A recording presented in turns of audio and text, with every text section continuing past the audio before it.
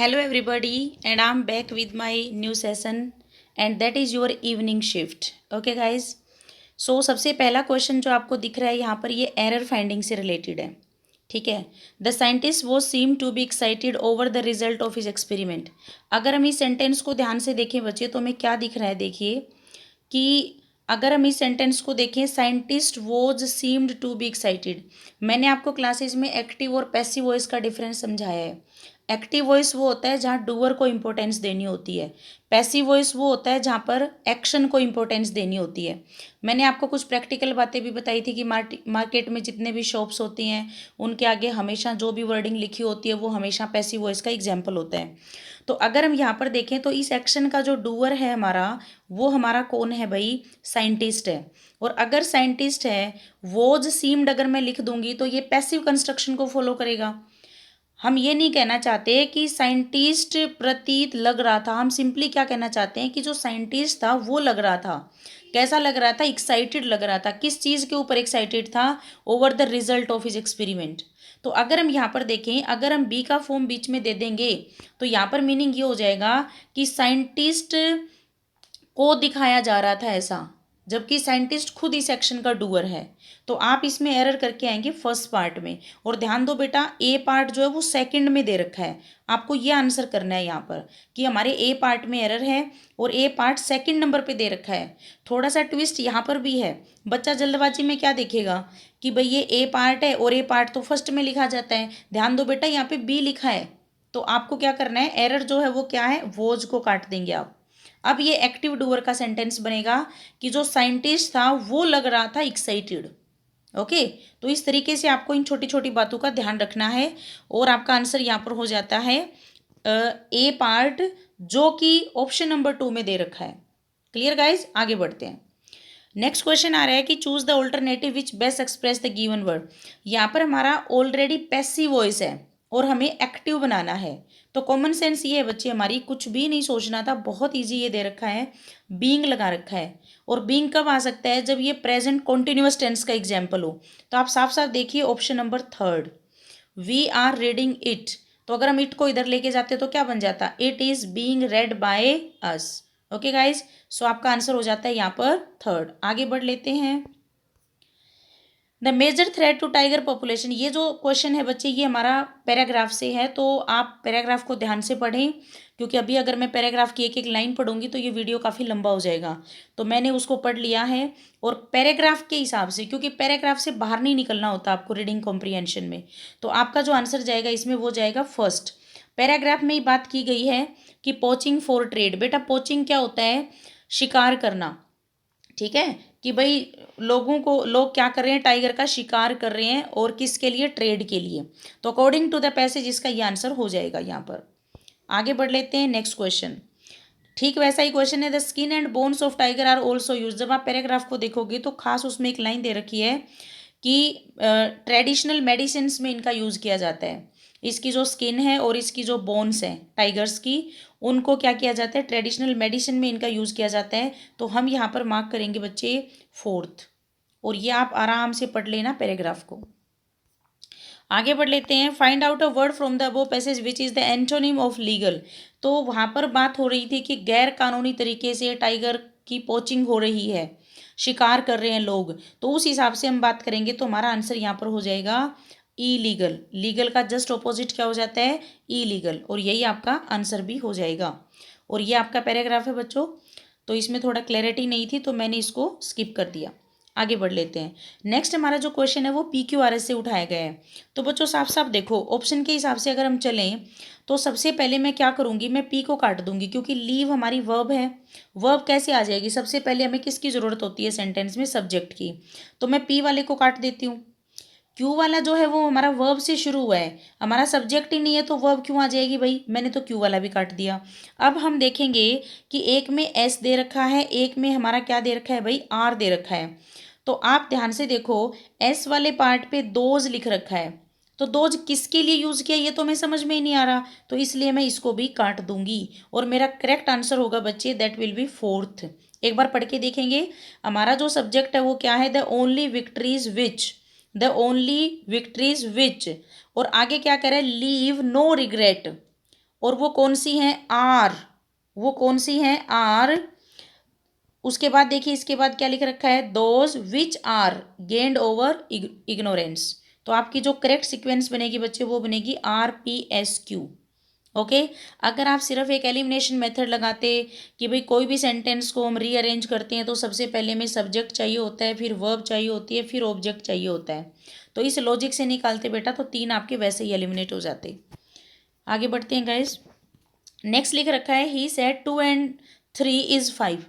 बच्चे यहाँ पर जो बात लिखी गई है वो एक यूनिवर्सल फैक्ट है, और मैंने नरेशन पढ़ाते हुए बहुत बार ये बातें बताई हैं कि जब हम यूनिवर्सल फैक्ट की बात करते हैं तो कभी भी नरेशन से डायरेक्ट से इनडायरेक्ट बनाते हुए हम कभी भी टेंस में बदलाव नहीं करते। मैंने बहुत सारी बातें ऐसी बताई थी जिनमें हमेशा सिंपल प्रेजेंट टेंस का यूज़ होता है, जैसे कि लाइव टेलीकास्ट है, इडियम एंड फ्रेजेस हैं, ठीक है, मैथमेटिकल फार्मूला जो हम यूज़ करते हैं, ठीक है, जितने भी हमारे क्या हैं यूनिवर्सल ट्रूथ हैं, ठीक है, रूटीन एक्शंस हैं, इनको हमेशा ही हम सिंपल प्रेजेंट टेंस में रखते हैं। क्लियर? तो हमारा जो आंसर होगा वो क्या हो जाएगा? देखिए मैं सबसे पहले फर्स्ट को एलिमिनेट कर देती हूँ क्योंकि वोज है, सेकंड को भी एलिमिनेट कर देती हूँ क्योंकि वर है। आगे देखिए 2 and 2 3 R5। बेटा ये R5 नहीं होगा, ये इज 5 होगा, और ये तो आपको सोचना ही नहीं था क्योंकि ऑप्शन में भी दे रखा है। और वैसे ग्रामर का ये कॉन्सेप्ट है कि जब एंड से आप दो नाउन को जोड़ते हो और वो एक कॉम्बो में जाते हैं तो वो हमेशा वर्ब सिंगुलर लेते हैं। जैसे कि आप बात करते हो times and tide wait for none, है ना। अगर आप यूज़ करते हो slow and steady wins the race, okay.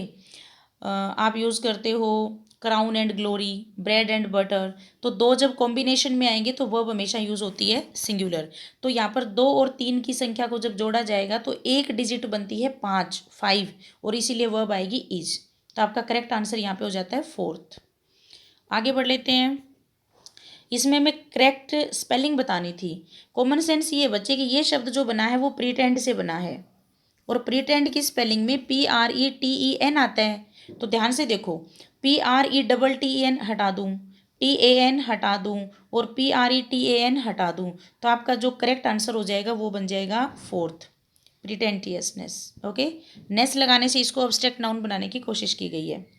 Next हमारा आता है find out the correctly spelled word. Spelling का ही दूसरा पूछ लिया गया, और इसमें जो आंसर है हमारा ये है क्या, ये जो शब्द है इसका मतलब क्या होता है, सबसे पहले ये समझते हैं। थीसोरस का मतलब होता है शब्दकोश यानी कि डिक्शनरी। डिक्शनरी के लिए हम दूसरा वर्ड यूज़ करते हैं, जैसे जो हम रिसर्च में यूज़ करते हैं, रिसर्च करते हुए जो हम यूज़ करते हैं, तो वहाँ से ये शब्द हमें बनाना था। तो सबसे पहले देखिए एस के बाद ए की स्पेलिंग इसमें होनी चाहिए, और आप ध्यान से देखोगे तो क्या पाओगे। सेकंड में देखिए SO है, उसके बाद SA है यहाँ पर देखिए, लेकिन THE नहीं है। थर्ड को मैंने इसलिए एलिमिनेट कर दिया, और फोर्थ तो वैसे ही बिल्कुल इरेलीवेंट है। तो आपका जो करेक्ट आंसर होगा वो होगा आपका फर्स्ट। ओके गाइज, तो ये था आपका करेक्ट आंसर। उसके बाद नेक्स्ट वर्ड पूछा गया most similar word. Keep in mind हमें सिनोनिम बताना है। ओके गाइज, तो देखिए ये वर्ड पूछा गया है प्रोजेक्ट। प्रोजेक्ट होता है नीरस, जिसमें हमें कोई इंटरेस्ट नहीं आता, डल है, जो बोरिंग है।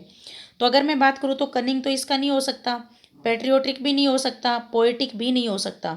तो आपका करेक्ट आंसर यहाँ पर हो जाता है अनइंस्पायरिंग, जिससे हमें कोई इंस्पिरेशन नहीं मिल रही, क्योंकि हमें सिमिलर वर्ड बताना था।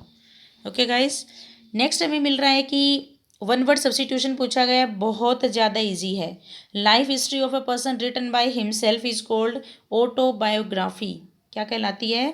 ऑटोबायोग्राफी। बायोग्राफी क्या होती है? दूसरों के द्वारा लिखी हुई। खुद ने लिखी है तो वो क्या कहलाएगा? ऑटोबायोग्राफी। ओके। अच्छा, उसके बाद बायोग्राफी पता ही है, दूसरों के द्वारा लिखी गई। बिब्लियोग्राफी क्या होती है? बिब्लियो शब्द हमेशा बुक्स के लिए यूज़ होता है। कोई भी बुक आप खरीदते हो उसके पीछे आप देखना कुछ किताबों के रेफरेंस दिए हुए होते हैं, वो हमारा बिब्लियोग्राफी होता है कि इस बुक को बनाने में इस बुक से रेफरेंस उठाया गया। That is called bibliography. And calligraphy क्या होता है? कैली का मतलब होता है सुंदर, ब्यूटीफुल। ग्राफ होता है टू राइट, और इसको हम कहते हैं art of beautiful hand writing. कुछ बच्चों की आपने देखा होगा बहुत सुंदर राइटिंग होती है, तो उसको हम बोलते हैं calligraphy, art of beautiful hand writing. कैको करेंगे तो ऑपोजिट हो जाएगा। कैकोग्राफी होता है बैड हैंड राइटिंग, जो काफ़ी सुंदर नहीं लिख सकते। ओके गाइज, तो ये था हमारा क्वेश्चन। नेक्स्ट क्वेश्चन हमें पूछा गया है इडियम एंड फ्रेज से लेकर के। He had a hair breath escape from the accident.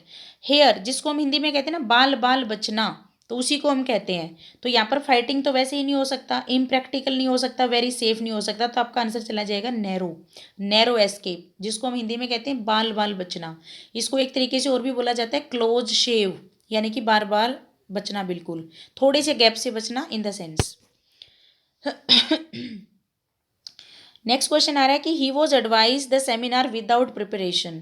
अगर हम यहाँ पर बात करें बच्चे, तो ही वॉज एडवाइज्ड, ये पैसिव वॉइस है बच्चे, और जब नेगेटिव सेंटेंस का पैसिव बनाते हैं तो नोट को पहले रखते हैं। अगर हम यहाँ पर देखें, अगर आपको ये कोई भी बात नहीं पता थी, सपोज करिए, तो आप एलिमिनेशन मेथड कैसे लगा सकते थे। नेक्स्ट देखिए कि फर्स्ट में नोट टू अटेंडेड दे रखा है, बेटा टू के बाद हमेशा V1 लगाओगे, इन्फिनेटिव बनाओगे, तो ये तो वैसे ही एलिमिनेट हो गया। यहाँ पर देखो टू नोट टू, टू ही इसने 2 बार लगा दिया, और फोर्थ में चलें तो टू और अटेंड के बीच में नोट लगा दिया। इस बात को हम इंग्लिश में कहते हैं स्प्लिट इन्फिनेटिव की एरर, यानी कि इन्फिनेटिव हमारा क्या होता है, टू के जस्ट बाद जब आप V1 लगाते हो।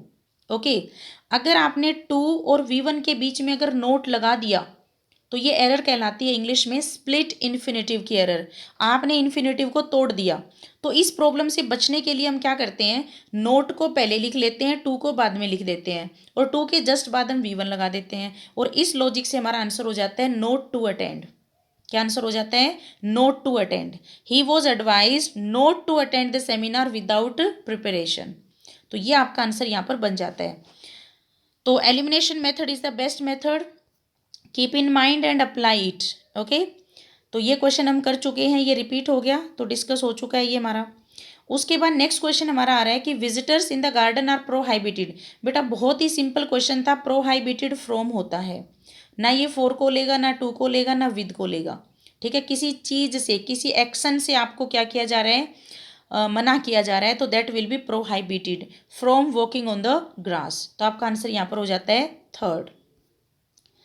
नेक्स्ट क्वेश्चन आ रहा है बच्चे, she showed courage in advocating policies which were not common. अगर मैं अपने लॉजिक से इसको समझाने की कोशिश करूं, तो मैंने आपको कुछ बातें बताई थी बच्चों कि बी के किसी फॉर्म के बाद, पूरी इंग्लिश में याद रखना बच्चों, बी के कोई भी फॉर्म होते हैं, is, am, are, was, were. Okay guys, अगर हम बात करें बी के किसी भी फॉर्म के बाद आप सिर्फ 2 ही वर्ब की फॉर्म यूज कर सकते हो, या तो आप यूज करोगे आईएनजी, या फिर आप यूज करोगे वर्ब का थर्ड फॉर्म। वर्ब का थर्ड फॉर्म सिर्फ जब यूज होता है जब आप पैसिव वॉइस में बात करते हो। ये मेरी डिटेल वीडियोस मेरे चैनल पे हैं, अगर आप देखना चाहते हो तो। आईएनजी जब यूज होगा जब आप एक्टिव वॉइस में बात कर रहे हो, और एक्टिव भी मैं आपको समझा चुकी हूँ, जब डूअर को इंपॉर्टेंस देनी है। पैसिव कब होता है, जब एक्शन को इंपॉर्टेंस देनी है। अगर मैं यहाँ पर देखो बच्चे, तो आपकी हेल्प के लिए क्या था यहाँ पर, ध्यान से देखो, यहाँ पे वर लिखा हुआ है।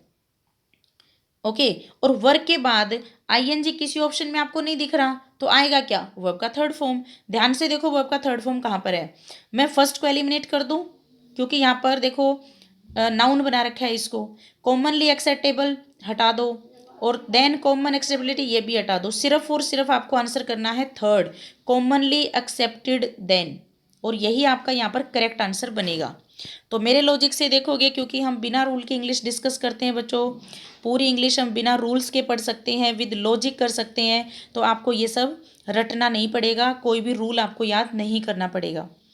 ओके गाइज, तो ये था हमारा क्वेश्चन। अगर हम बात करें बच्चों, तो पूरी शिफ्ट में जो क्वेश्चन पूछे गए हैं, अगर आप एनालिसिस करोगे तो क्या पाओगे, रूल बेस्ड कोई भी क्वेश्चन नहीं था। ओके गाइज, तो मैं संतोष पानू एक इनिशिएटिव चला रही हूँ कि बच्चों के दिमाग से डर निकालूं और बिना रूल की इंग्लिश आपके सामने रखूं। तो यही मेरा एक छोटा सा इनिशिएटिव है, और इस तरीके से आप बहुत अच्छे तरीके से इंग्लिश सीख सकते हो। अब हमें इंतज़ार रहेगा नेक्स्ट शिफ्ट का। जैसे ही नेक्स्ट शिफ्ट आती है, मुझे पीडीएफ मिलता है, मैं आपके सामने उसका एनालिसिस रखूँगी। एनालिसिस करने का ये भी बेनिफिट होता है बच्चों, आपको क्वेश्चन सोल्व करने की एक आर्ट आ जाती है, आर्ट सीख जाते हो आप कि कैसे मैं 3 को गलत करूं। और ये मेथड सबसे बेस्ट मेथड होता है, क्योंकि इन केस आपने कोई ऐसी चीज़ भी पढ़ ली है जो कभी आपके सामने नहीं आई थी, बट आपको एलिमिनेशन लगाना आता है, तो आप करेक्ट आंसर की तरफ जा सकते हो। So okay guys, thank you for watching this video and share among your friends so that they can get the answer key of this particular test. Okay guys, I will meet you soon.